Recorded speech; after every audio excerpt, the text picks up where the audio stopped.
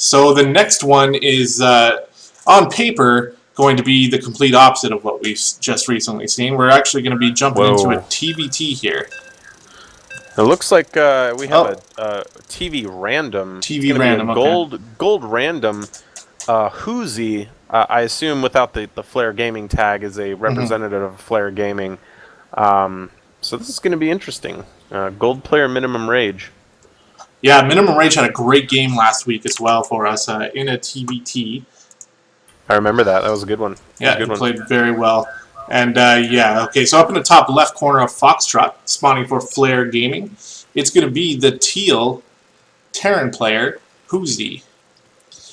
And just a quick disclaimer, I apologize, the replay noted him as Terran, so that's why I said TVT before I found it. Aha! It looks like, the color is bizarre, but... Is it teal or pink? It looks pink. It could be pink. I don't know. Yeah, it looks... I don't know. I'm totally colorblind, so it looks the pink or light teal. color versus the darker orange Terran in the bottom right, spawning on Foxtrot Labs. It is the orange Terran player MinimumRage. Excited to see what he brings to the table this time. As he's playing right now, he doesn't know it's a TVT yet, so... I like this. Yeah, he's actually opening this blind, which is kind of nice. I think we're going to see a Reaper expand. We're not going to see too much aggression, because in the current meta for TVT, there's a lot of this sort of like one-base push, where your aim is essentially just to hinder your opponent, economically, and maybe get off some worker damage while you take your natural, or just outright kill them. Because if you can push with Tank Marine Viking, Tank Marine Medevac, a drop of some kind, Raven for defense, Cloak Banshee, there's so many different possibilities that you can do in a TVT. But MinimumRage doesn't know this. He's even making a wall. He's considering the possibility that it could be Zerg. I would hope to see him worker scout here, and that's what it looks like he's going to do as soon as this barracks finishes. Yeah, that's generally the normal timing, I think, there after the barracks. It's slightly before normally for is it? Okay. Against a random. Well, because you need to understand like your gas timings for what you're going to do. Zerg. Gas timings are a lot different than Protoss gas timings, or I should say TVZ versus TVP, the gas timings that you're going to want to do for your opening. But ultimately, what he might end up doing is just a Reaper expand, but it looks like it's going to be Marine first. I think he might already smell the TVT in the air, because he's positioning the rally point for the Marine to go right next to this little ledge spot where a Reaper could jump up. But it looks like he's not exactly too sure yet. Yeah, he could be putting it there for an Overlord as well.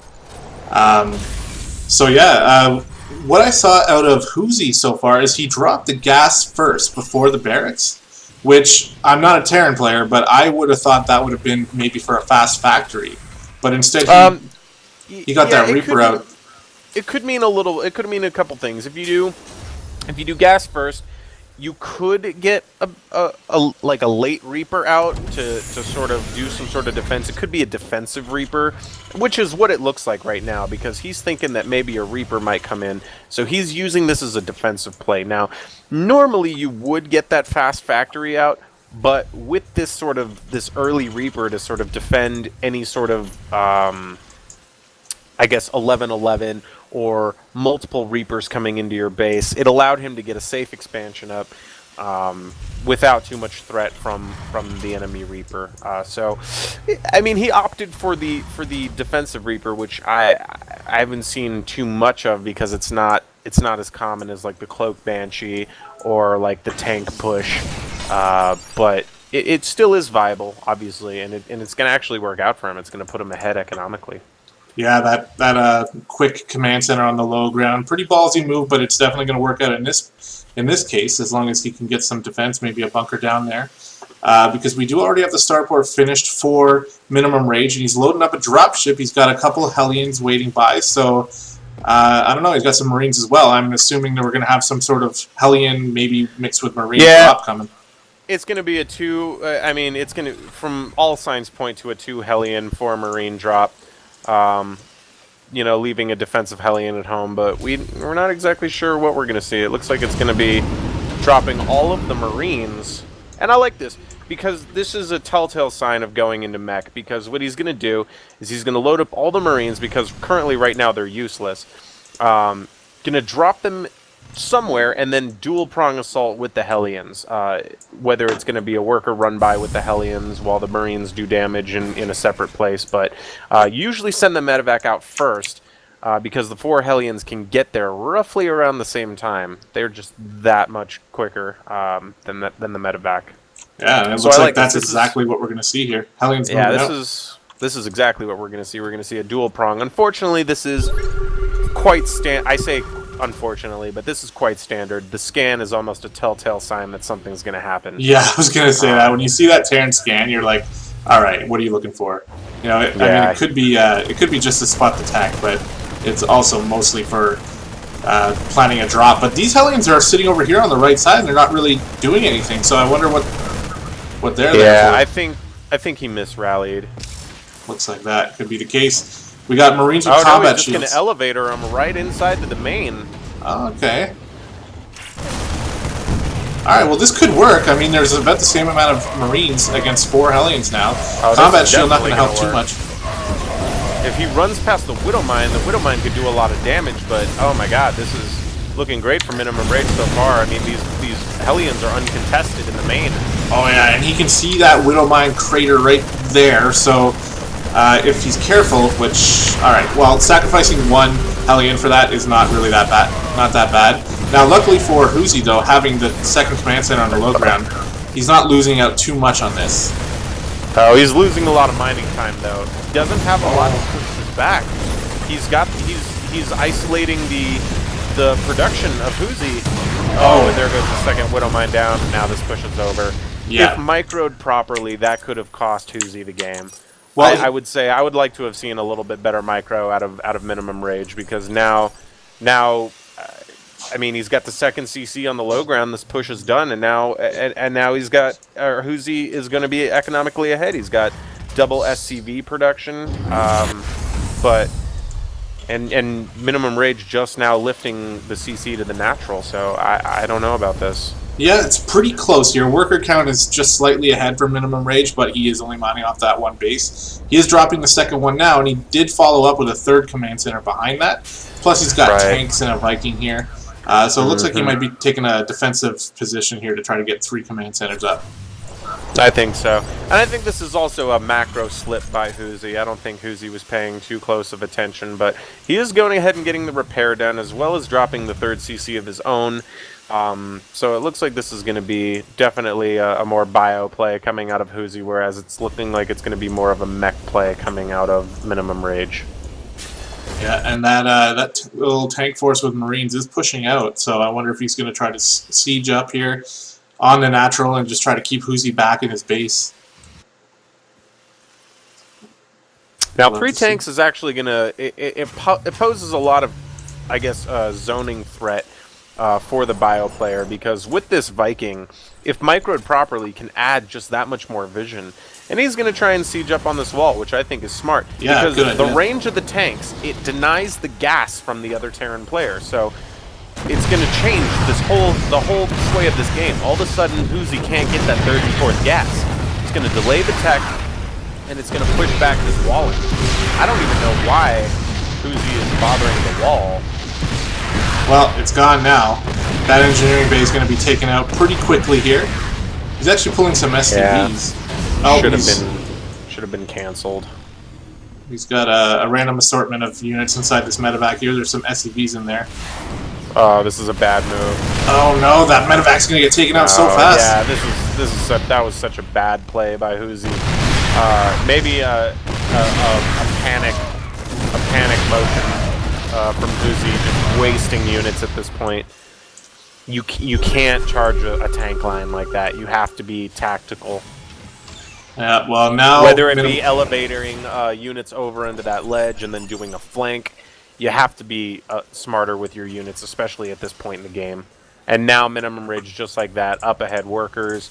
The macro has slipped almost entirely for hoOzy. Yeah, and he's MinimumRage here, switching full into mech as we already expected. Do we have armories going down yet?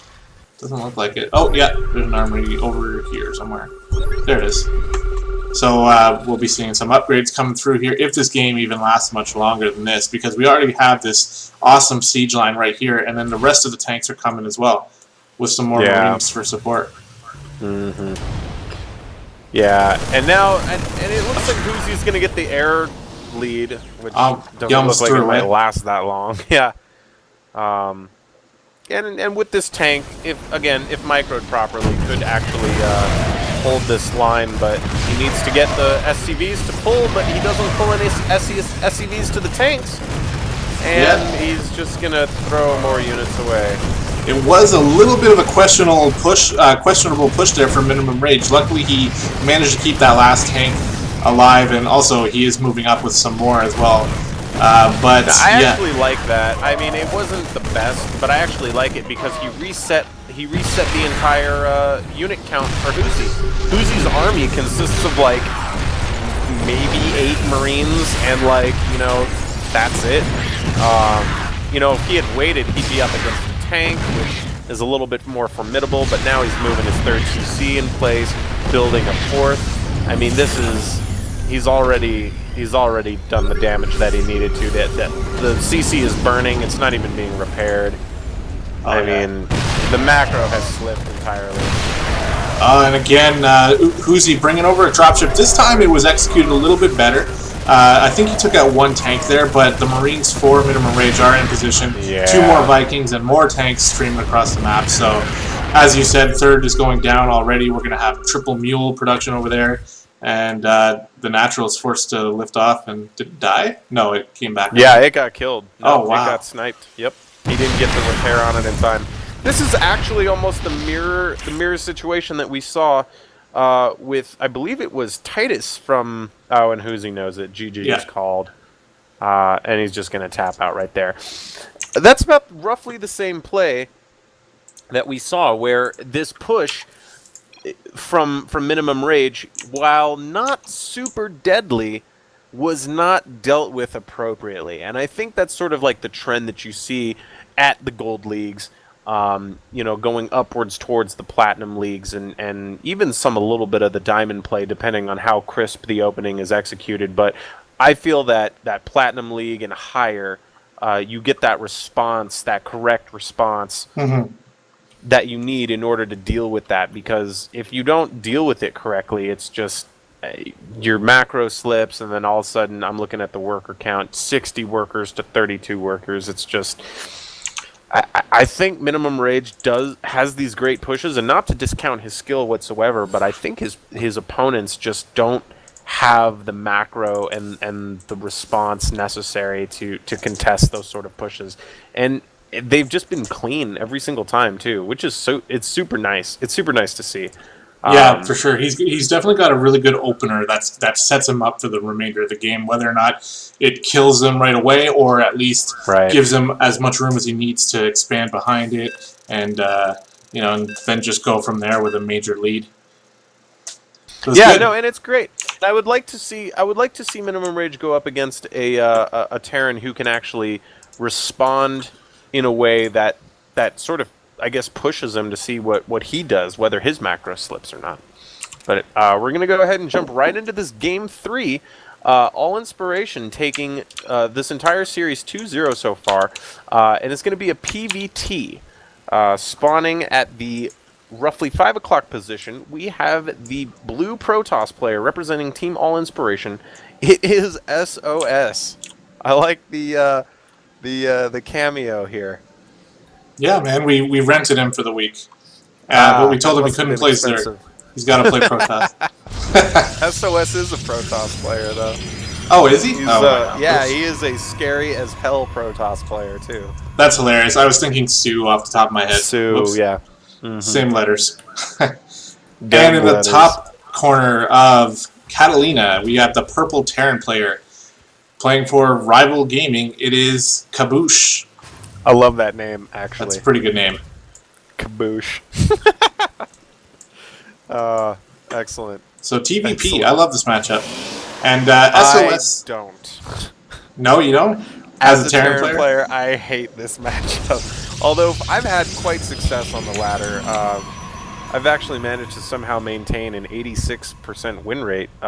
Just kind of, I don't know, metagaming the Protoss. They don't really seem to have a whole lot of responses to any sort of surprise attacks if they don't scout. But when Protoss knows what to do and they execute it, it is so devastating because Terran just dies. If Terran doesn't have the right response, like it's bad. Do you drop But it looks like command center CC first? Yeah, CC first out of Kaboosh. I love it. I always like the fast expansions coming from Terran and even Protoss as well, just because. I mean, if you get away with it, it puts you. Well, I want to say it puts you ahead. I mean, if the other guy does the same thing, then maybe not. But it does give you a very good economic push here at the start of the game if you can survive it. And this is a good map too because it is a tri-spawn map, so you're less likely to get that initial scout off by your opponent, and I guess it's more of like a gamble, which is fine because Kaboosh gambled and he got the best case scenario that he could have. He got CC on the low ground, so it's already in position, and he's got production structures already building. So yeah, there could be a little bit of worker harass out of SOS, but it's not going to be a big deal.